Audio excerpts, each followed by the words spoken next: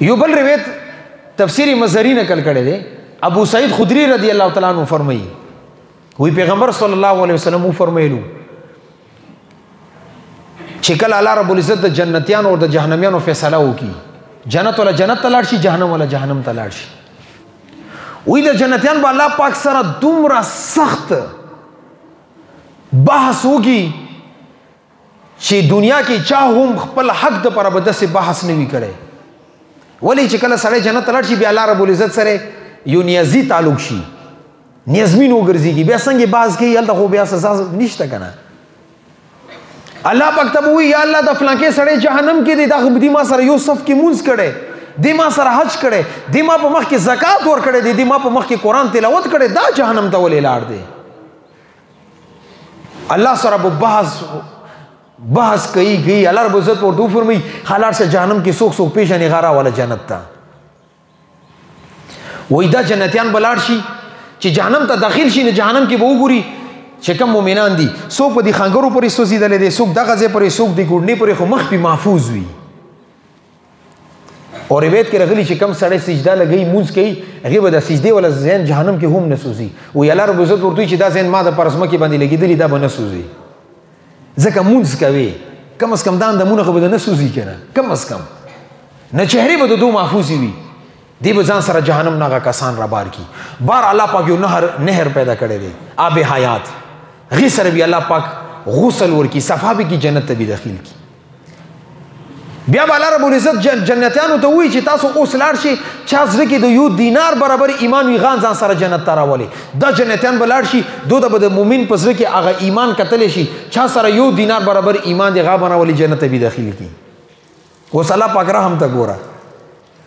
بیا بلار بزید جنتیانو ته وی چې اوس تاسو لاړ شي چې چا زړه کې نیم دینار برابر ایمان دی غان جنت ته راولي دا جنتیان به بیا لاړ شي جهنم هغه مسلمانانو اوچت کې هغه جنت ته راولي بیا بلار بزید ورته فرمایي چې اوس لاړ شي چا د زړه کې وان تکم مثقال حبه من خردل چا چې زړه کې د رای دانه برابر د کونځلې برابر ایمانی غان جنت ته راولي وې دا بلار شي هغه بیا جهنم ته بلار شي جهنم نه هغه جهنميان روچت کی او ځان سره به جنت ته راولي د جنتیان ان الله لا يظلم مثقال ذره پیغمبر صلی الله علیه وسلم دغه ځکه دا آیات ذکر کو چې الله رب العزت د یو ذره برابر هم ظلم نه کوي ذره دې دوی چې هغه مزید نه تقسیمیږي وی الله رب العزت جنتیانو ته وی چې بس دې ای ورته چې الله بس دې زموږ سوال د قبول کو شفاعت ته قبول کو وی الله رب العزت ورته اعلان وکي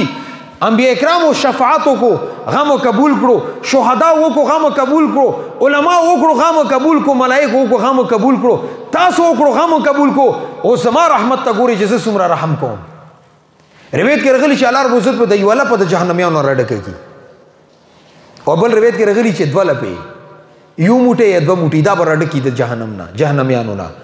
اور روابي خلی هغه اب حیات ته بیراوړي نهر الحیات ته هغه کې ورته غسل ورکی